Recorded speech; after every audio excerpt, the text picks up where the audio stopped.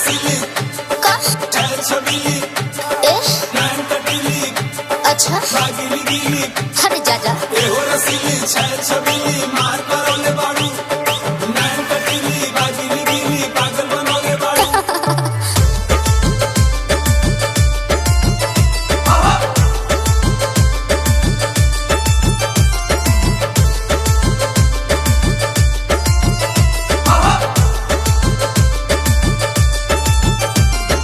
चहलू कमर बल खाई के अच्छा सबका के पागल बनाई के। तो हम का करी हाँ हाँ चहलू कमर बल खाई के सबका के पागल बनाई के। कैले परेशान पूरा बारू इंडिया, कैले परेशान पूरा बारू इंडिया। कहाँ से आइलू है कहाँ तू गइलू कुछ बतावा कोई उहे बुझालू भाव के खालू ताका ना हमरा वरी ए बाबू सब पर उड़ावेलो निंदिया माथे के हमर लाल बिंदिया। ए बाबू सब पर उड़ावेलो निंदिया माथे के हमर लाल बिंदिया। हाँ हाँ सब कर उड़ावेला निंदिया गोरी रे तोर लाल बिंदिया। सब कर उड़ावे लगिया गोरी रे तोर लाल बिंदिया।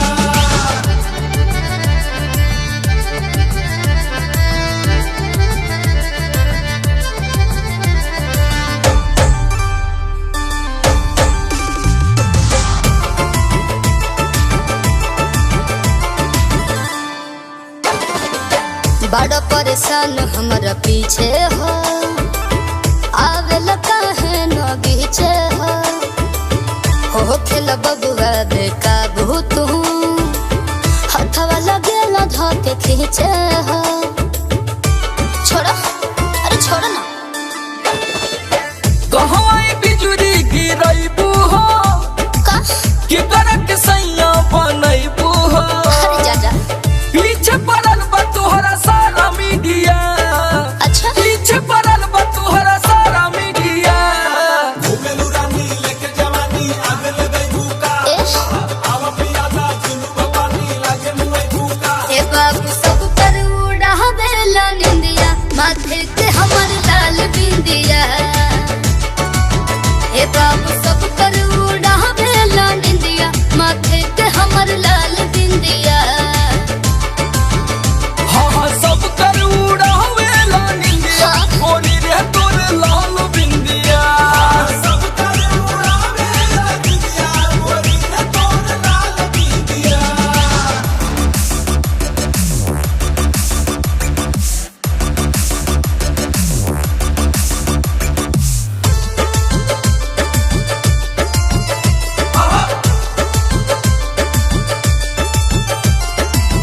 जवन शहर में बाबू जइबा हो चोरे चाह मोर तू हो पहिबा हो चीज भी मिले से नहीं मिली कतनो तो बोधे लगइबा हो। अरे ना मिली बाबू बुझला अतना जे नखरा देखैबू हो नहीं समर से बच पैबू हो।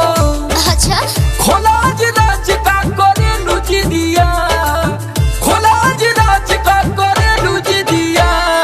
गोरा बदन बा छुए के मन बा लाखों में बाड़ू तू हो कर न माना कैलू दीवाना काहे चुनालू तू हो। ए बाबू सब पर उड़ावेला निंदिया माथे के हमर लाल बिंदिया।